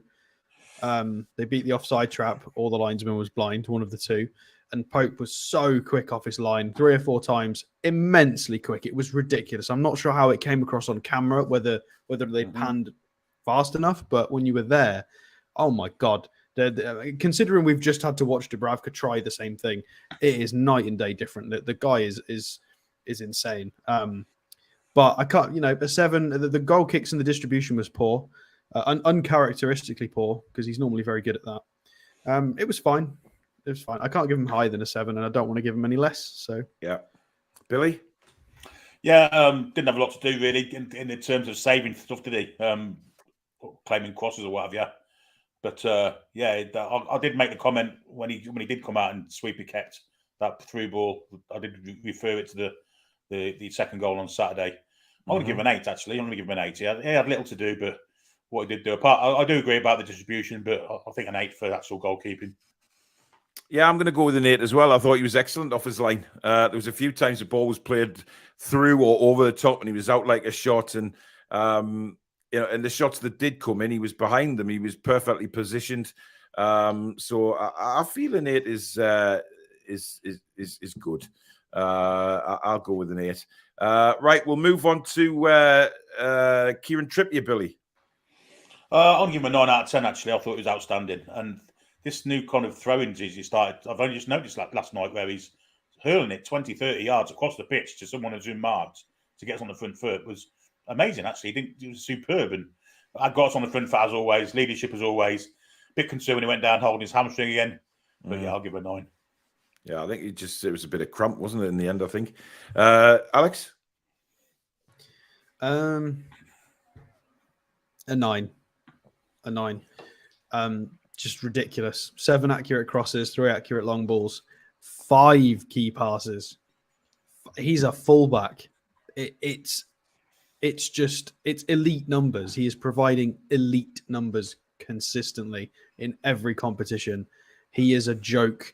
I can't believe he's in our squad. He's so good. It's insane. And he captains the squad so well as well. Yeah. The only way he gets it, to get the 10, I think he needs to score or assist, but he did everything but. So a 9, pretty much close to a perfect performance from him. And all those that play FIFA, you can vote for him to be in the team of the year. Yes, do that as well. Yeah, absolutely. I'll agree with a 9 for all the same reasons. Now we'll move across to left back, Burn baby Burn, and I can't not give Dan Burn a 10. I simply have to. I thought he played really well last night. He linked up down the left-hand side really well, apart from his goal. Take his goal away, he still linked up really well. He was getting forward a lot more yesterday. So I don't know whether he's been working on that with Eddie in training. Eddie's turned around and said, look, if you want to be the established left back, let's work on your game at left back and get you going forward and linking up. I thought he did really well when that sort of triangle again with Joelinton, Willock and Dan Burn. And then, of course, the goal. How can you not? So it's a 10 from me. Alex? Yeah, I mean, exactly what you said. I mean, it's I think it highlights the chasm in quality in the Premier League.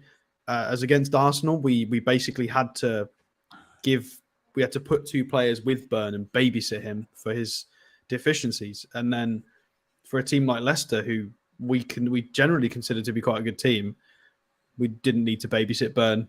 Burn didn't need babysitting at all. He was quite competent of taking that team on his own.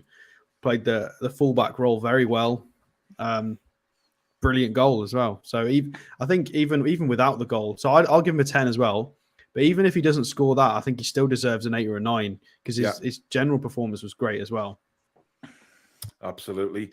We're over 600 likes and people are asking for another mug. Hey, there's only so many we got, I mean,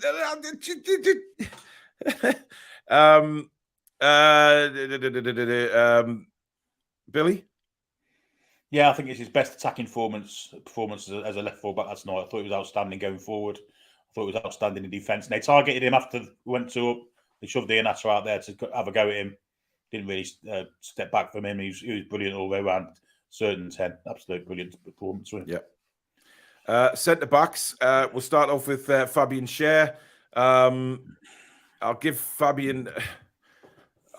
I'm going with a 7. I don't think it was his really outstandingly best game. He did let Leicester get in a few times, but look, he can't be 9s and 10s every game. I just think, because, Abs is saying 9 close to a 10.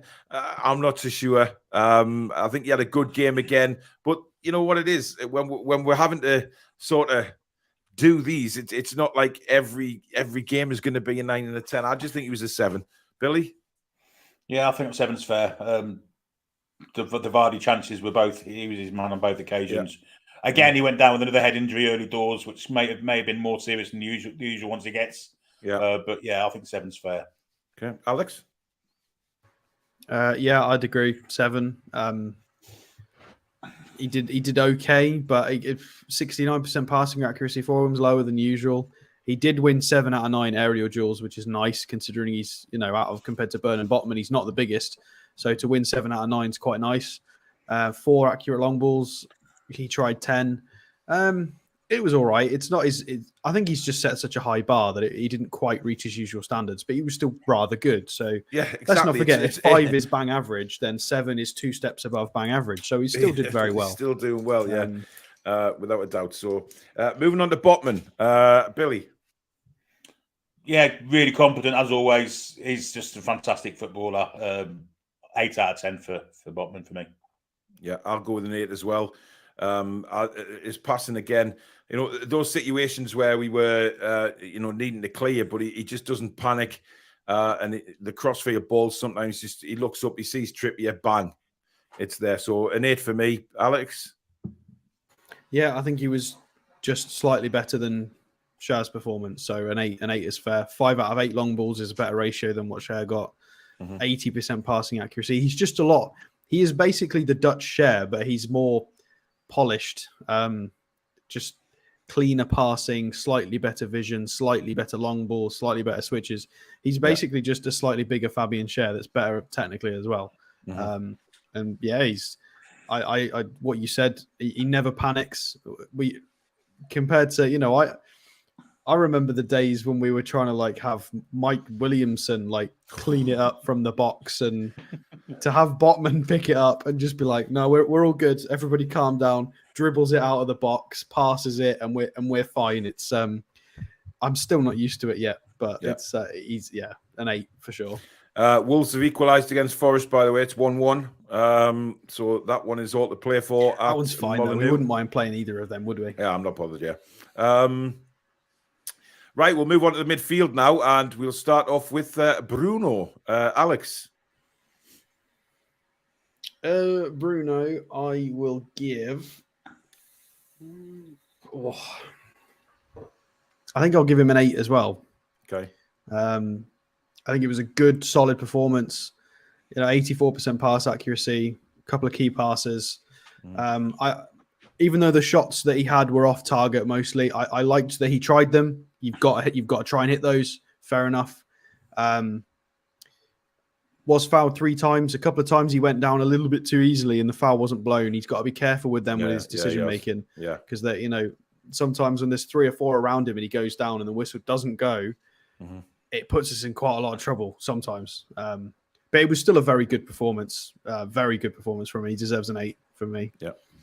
I'll give him an 8 as well. I totally agree with everything you said, Billy. I want to give him a 9. I thought it was outstanding. Okay. I thought when we had that early disappointment of the Longstaff miss, I think he dragged us up by our bootlaces with those 3 long-range shots, wasn't it? Each one got progressively closer. I think he kind of pulled us up by our bootlaces and got us on the foot again. So I'll give him a 9. Okay.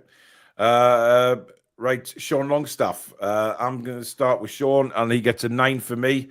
If he put that goal in, it would have been a 10. But I think he was everywhere on that pitch last night. He ran his socks off, and he was tremendous.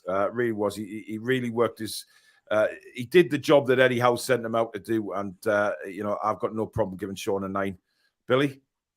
Yeah, I think 9's fair. Like you say, if he'd have scored the goal, it was a 10 out of 10 performance. Yeah. Cool. Alex? Yeah, same. I mean, I've already read his stats out once today. He won us 5 free kicks. He got 5 tackles and interceptions, 2 shots on target, 91% passing accuracy from the midfield. Yeah, it was probably fair enough, missing some technical quality, but I think that was his most mature performance for us by a long way. Okie doke. And we move on to Joelinton. Listen. I think we can. Safe to assume that we're all going to give him a 10 here. So, Alex, you've got some stats to show on Joelinton. Yeah, just in conversation, I decided to have a little look at his FB ref because I haven't looked at it in quite a while, and oh my god, it's changed considerably. So if we zoom in a little bit, here he is. And if we scroll down, it is considerably better than the last time we checked out his profile. Wow. Fair enough. This is compared to midfielders, and he's currently playing on the left wing. But to be fair, he's played most of the performances have been in that midfield 8. So I think it's fair to judge it on this. But it's just outrageously good numbers across the board. Low for the passing stats, but as we've already discussed several times in this show, that is not his job. He gives it to other people more technically gifted than him to do that job. He has a role, and as you can see exactly where he spikes in this graph, what that role is. It's about driving the ball forward, breaking up play, winning the ball back, and just being an absolute unit. And he's very good at it. And you can see some of his stat comparisons with players like Conor Gallagher, who are very, very energetic and dribbly and drive the ball forward with energy.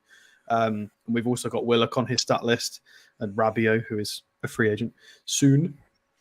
Yeah, I thought it was definitely worth showing this just for his overall changes. Absolutely. Yeah. So there you go. Now on to the front line. We'll start off with Joe Willock. And I'm going to give Willock a 10 as well. I thought he was superb last night.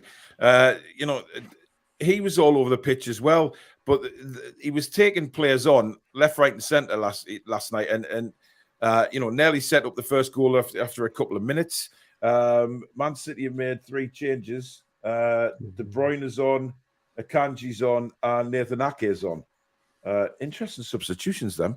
Haaland's on now as well. Well, there you go. But it's still 2-0 to Southampton. So I'm giving Willock a 10. I thought he was awesome. Billy?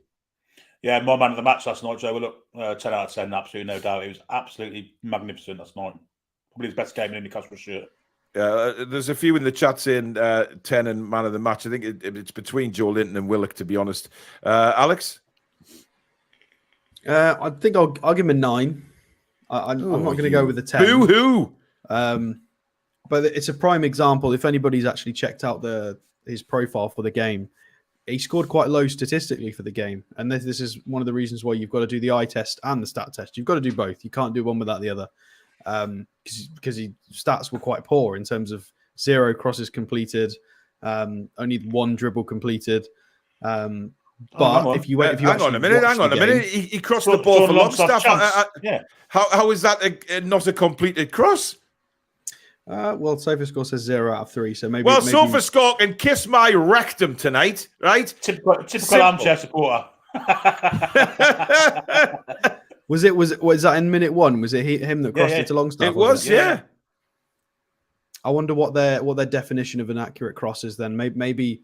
Well, how can it not be an accurate cross? It landed in Longstaff's foot. Well, because if the receiving player miscontrols it or loses the ball or loses possession, it probably doesn't get logged as an accurate cross. But it ended in a shot. Which is not Joe Willock's fault. I will agree with that. Yeah, well, it depends on how they log stats. Anyway, the eye test, absolutely incredible. He was vital. He was completely integral in anything we did going forward on that left side.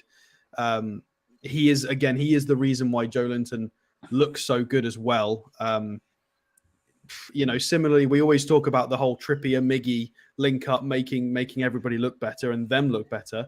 I think it's starting to have an effect on that left side now, where Bruno was making Joelinton look a bit better, and now it's also having that effect on Willock, where the 3 of them together, when they're out on that left side, it's really starting to click. They're really on the same page. I think to get a 10, I think he would have had to have done something goal contribution wise for me. But 9 is still pretty much the highest score you're going to get. So, yeah, incredible performance. Well, it doesn't matter. He was well involved in the burn, wasn't he? He was well involved. Me and Billy gave him a 10, so he's ended up with a 10. It doesn't matter what bloody Simon Cowell says. Right. Other side, we'll go for Miguel Almiron, and we'll start with you, Alex. I'm going to give him a 9 as well. I think he was brilliant. Worked his absolute socks off. 4 key passes, 2 successful dribbles, a couple of shots on target. He got the assist as well. Mm-hmm.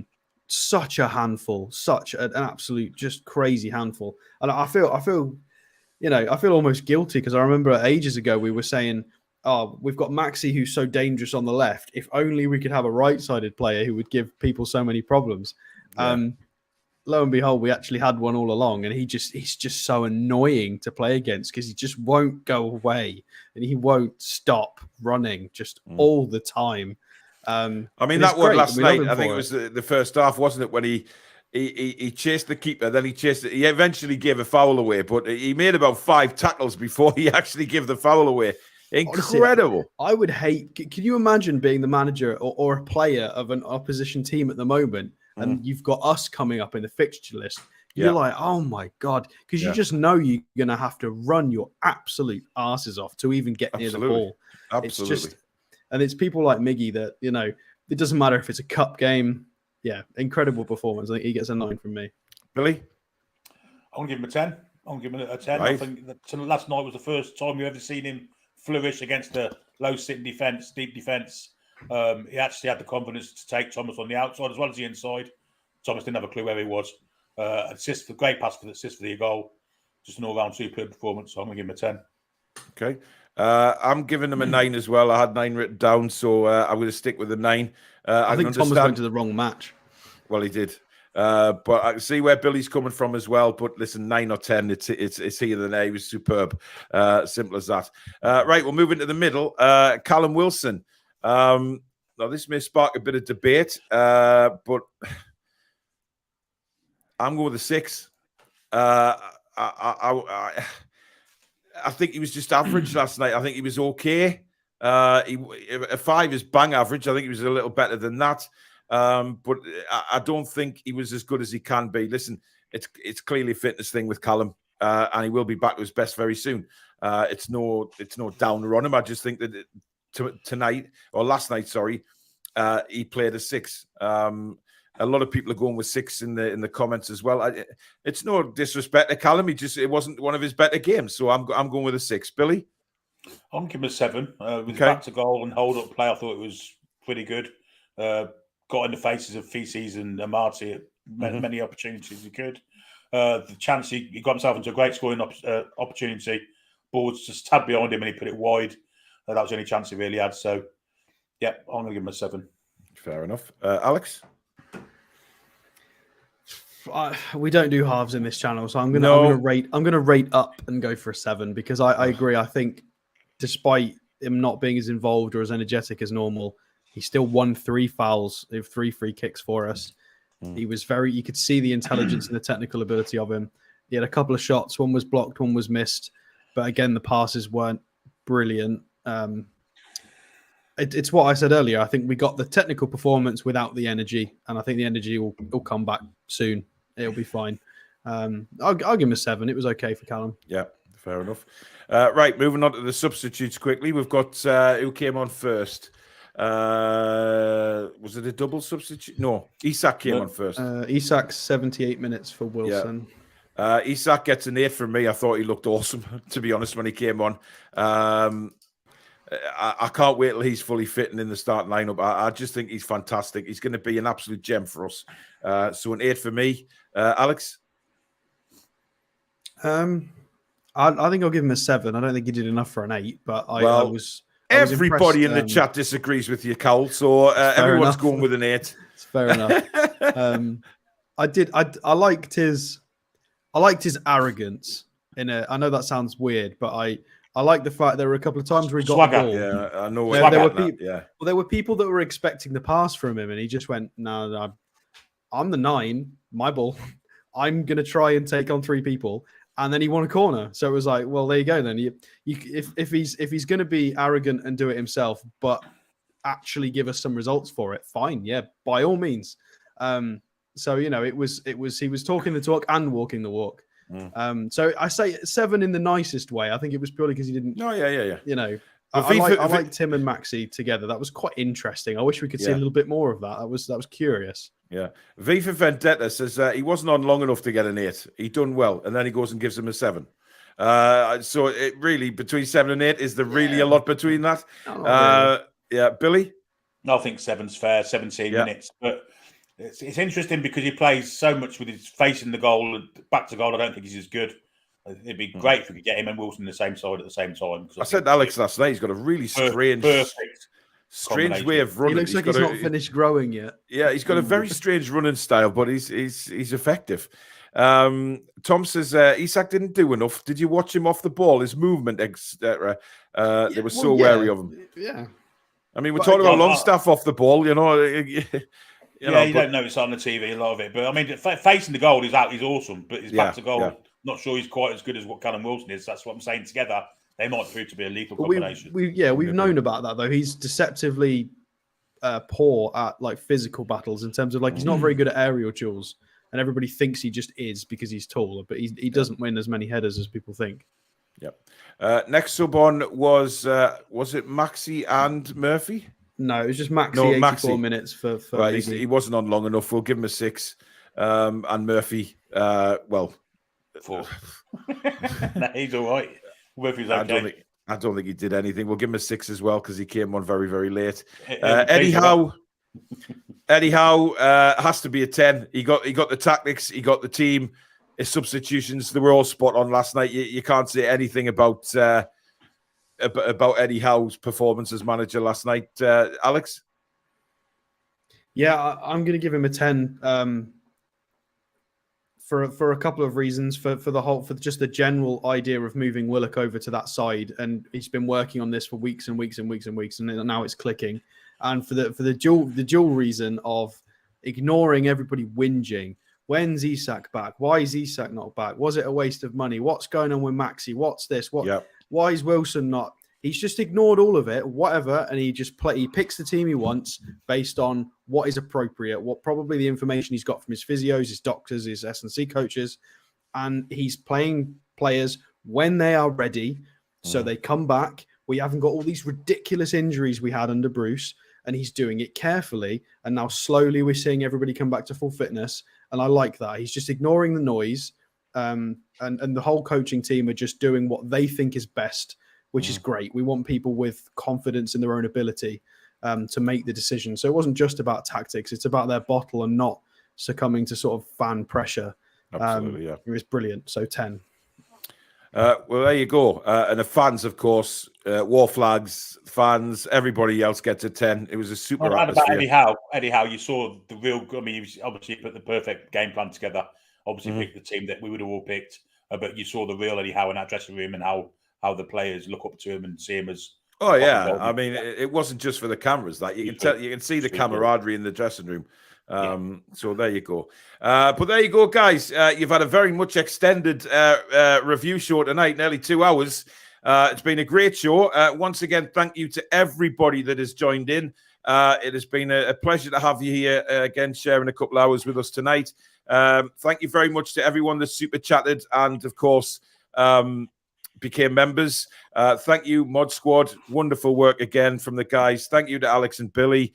And thank you mainly to you guys out there, because without you, we'd be nothing. So you keep coming back.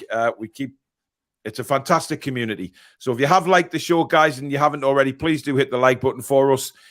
We will keep on doing these giveaways, actually. It just, it gives something back to you guys. Don't forget, when we hit 17,000 subscribers, we'll give that John Joe signed framed shirt away. I'll get a picture of that for tomorrow's show. But that is it. Thank you very much. I might do a little video later on when the draw's been made, just to give you my thoughts on that. But we will see you tomorrow night at 8 o'clock for the Fulham match preview, where we'll take a look at Fulham and see what sort of game they're going to have up the sleeve for Sunday's game. Keep your eye out for any recorded videos as well, because they'll be coming out thick and fast as well. Thank you very much, guys, and we will see you tomorrow night. Good night. However, that's Wembley.